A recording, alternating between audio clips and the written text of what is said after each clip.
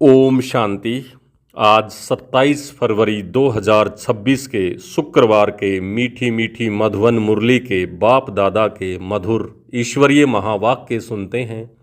मीठे मीठे प्यारे प्यारे बाप दादा ने कहा, मीठे बच्चे, तुम इस कब्रिस्तान को परिस्तान बना रहे हो, इसलिए तुम्हारा इस पुरानी दुनिया कब्रिस्तान से पूरा पूरा वैराग्य चाहिए।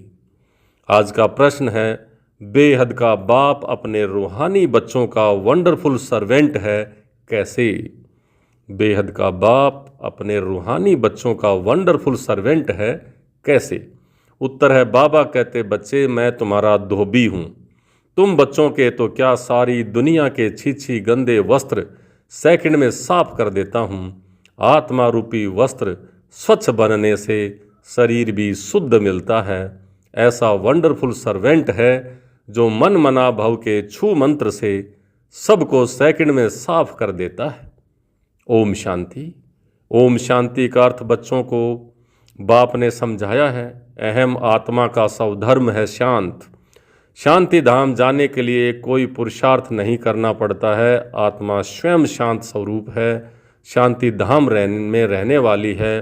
हाँ, थोड़ा समय शांत रह सकती है। यहाँ आत्मा कहती है, मैं कर्मेंद्रियों के बोझ से थक गई हूँ, मैं अपने स्वधर्म में टिक जाती हूँ, शरीर से अलग हो जाती हूँ, परंतु कर्म तो करना ही है।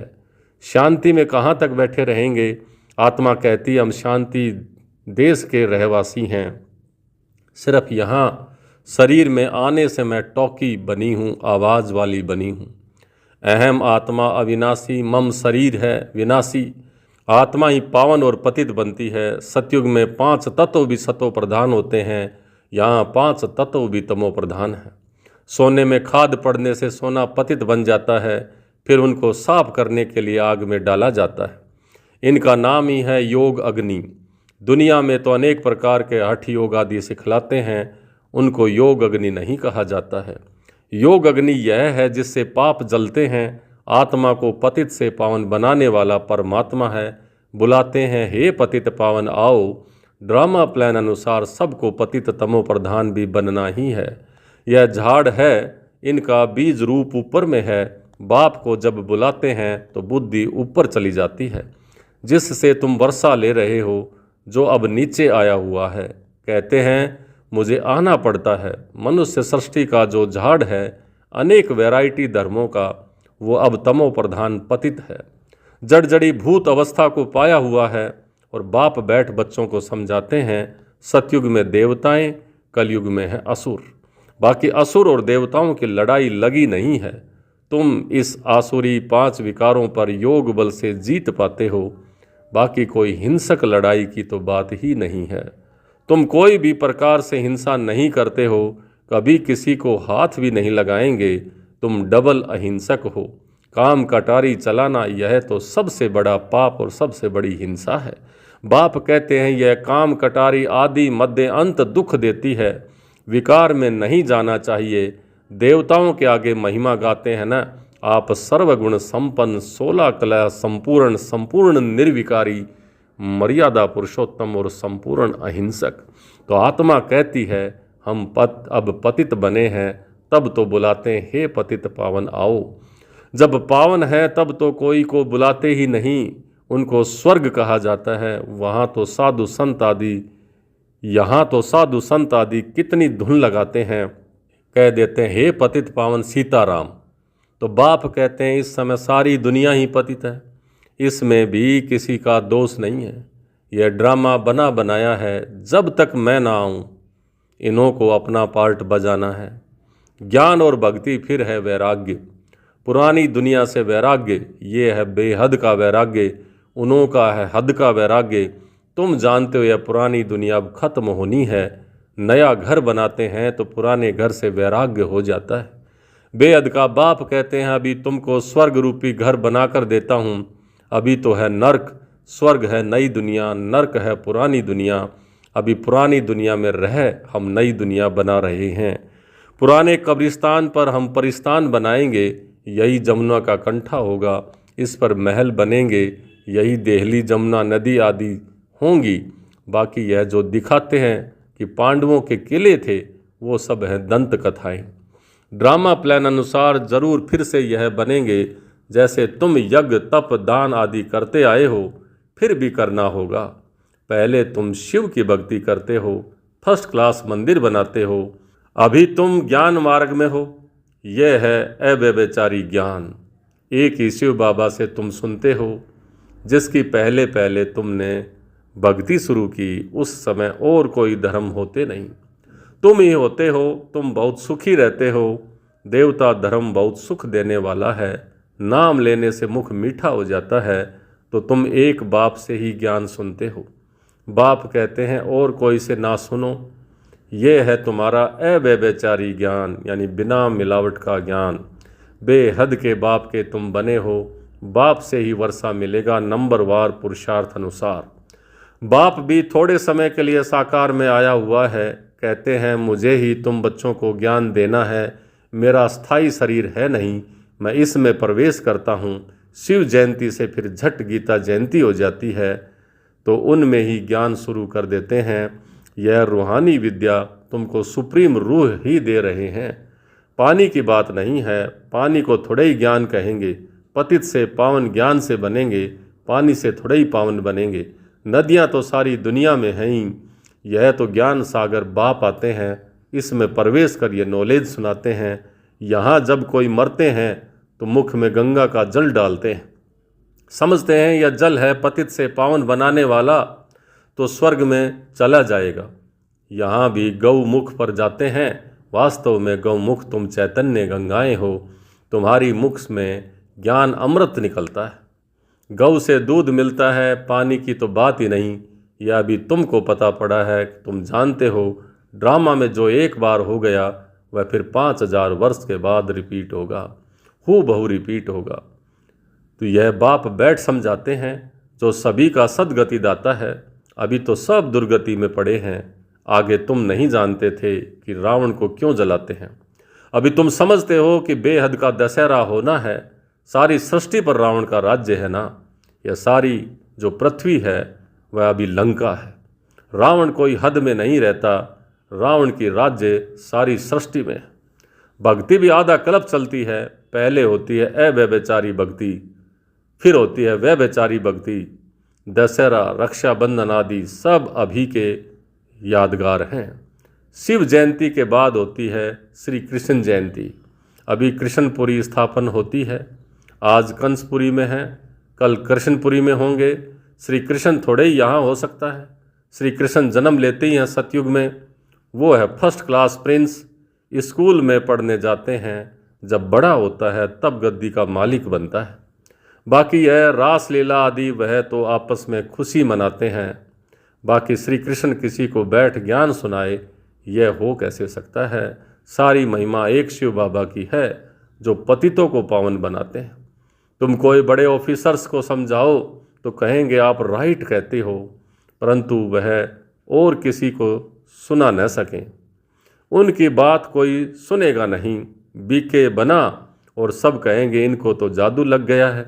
बीके का नाम सुना बस समझते हैं यह जादू करती होंगी।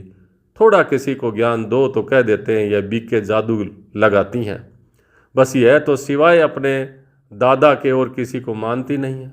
भक्ति आदि कुछ नहीं करती हैं।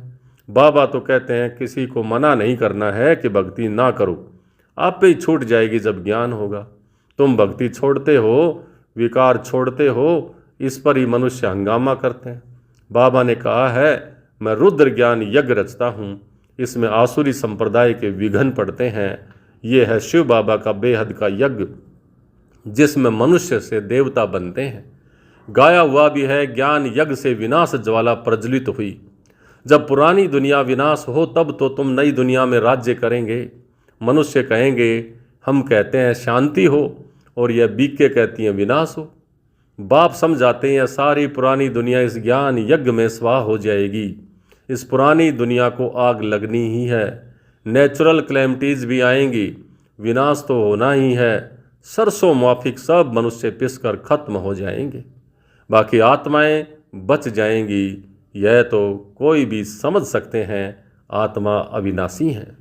अभी यह बेहद की होलिका होनी है, जिसमें शरीर सब खत्म हो जाएंगे, बाकी आत्माएं पवित्र बन चली जाएंगी।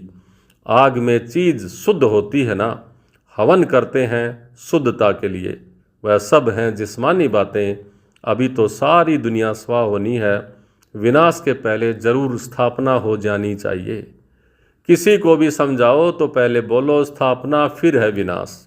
ब्रह्मा द्वारा स्थापना, तो प्रजापिता तो मशहूर है ना, आदि देव और आदि देवी।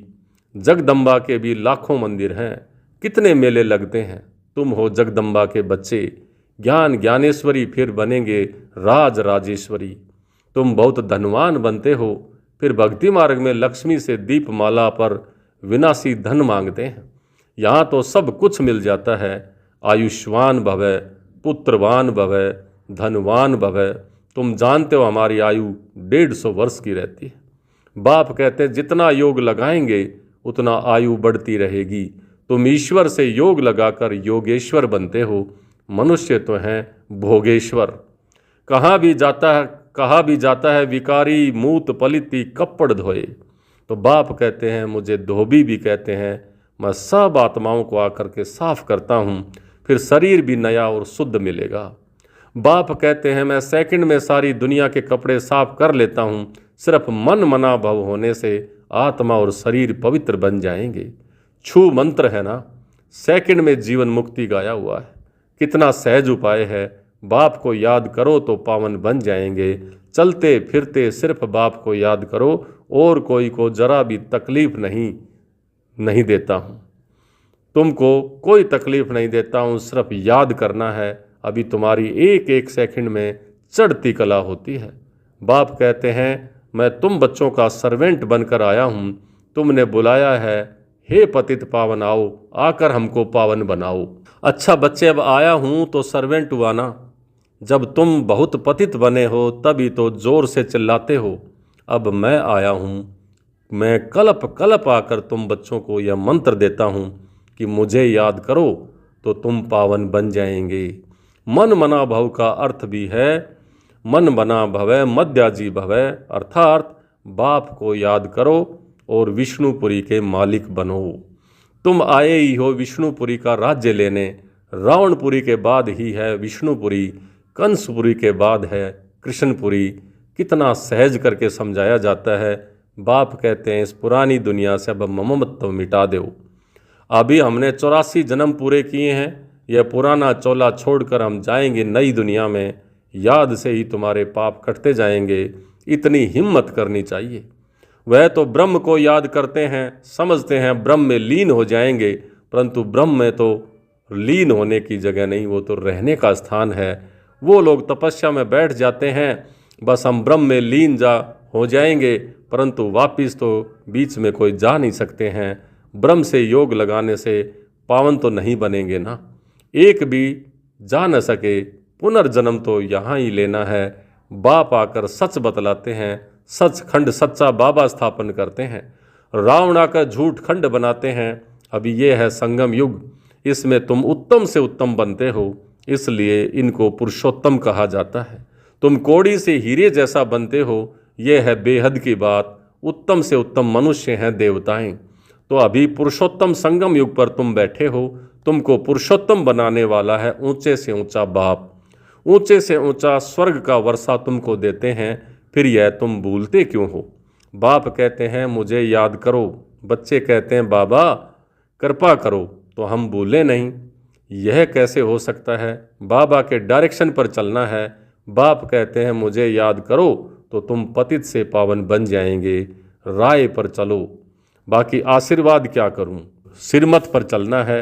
अगर आशीर्वाद की बात होती तो सारी दुनिया पर एक साथ ही आशीर्वाद हो जाता, तो फिर पुरुषार्थ तो करना ही ना पड़े। तो इसलिए पुरुषार्थ करना है, जो बाबा ने कहा है उसकी सिरमत अनुसार। अच्छा, मीठे मीठे सिकल दे बच्चों प्रति माता पिता बाप दादा का याद प्यार और गुड मॉर्निंग। रूहानी बाप की रूहानी बच्चों को नमस्ते। हम रूहानी बच्चों की रूहानी बाप दादा को याद प्यार, गुड मॉर्निंग और नमस्ते। धारणा के लिए मुख्य सार, पहला, बाप के हर डायरेक्शन पर चलकर स्वयं को कौड़ी से हीरे जैसा बनाना है। एक बाप की याद में रह स्वयं के वस्त्रों को स्वच्छ बनाना है। दूसरा, अब नए घर में चलना है, इसलिए इस पुराने घर से बेहद का वैराग्य रखना है। नशा रहे कि इस पुराने कब्रिस्तान पर हम अब परिस्तान बनाएंगे। आज का वरदान, रहम की दृष्टि द्वारा घृणा दृष्टि को समाप्त करने वाले नॉलेजफुल भवै। रहम की दृष्टि द्वारा घृणा दृष्टि को समाप्त करने वाले नॉलेजफुल भवै। जो बच्चे एक दो के संस्कारों को जानकर संस्कार परिवर्तन की लगन में रहते हैं, कभी यह नहीं सोचते कि यह तो है ही ऐसे, उन्हें कहेंगे नॉलेजफुल। वे स्वयं को देखते हैं और निर्विघ्न रहते हैं। उनके संस्कार बाप के समान रहम दिल के होते हैं। रहम की दृष्टि घृणा दृष्टि को समाप्त कर देती है। ऐसे रहम दिल बच्चे कभी आपस में खिटखिट नहीं करते, वे सपूत बनकर सबूत देते हैं। आज का स्लोगन, सदा परमात्म चिंतन करने वाले ही बेफिक्र बादशाह हैं, उन्हें किसी भी प्रकार की चिंता नहीं हो सकती। सदा परमात्म चिंतन करने वाले ही बेफिक्र बादशाह हैं, उन्हें किसी भी प्रकार की चिंता नहीं हो सकती। ये अव्यक्त इशारे एकता और विश्वास की विशेषता द्वारा सफलता संपन्न बनो। स्व उन्नति और सेवा की उन्नति दोनों में एक ने कहा और दूसरे ने हाँ जी किया। ऐसे सदा एकता और दृढ़ता से बढ़ते चलो। जैसे दादियों की एकता और दृढ़ता का संगठन पक्का है, ऐसे आप रत्नों का भी संगठन पक्का हो तो संगठन की शक्ति जो चाहे वह कर सकती है। संगठन की निशानी का यादगार है 5 पांडव। अच्छा, ओम शांति।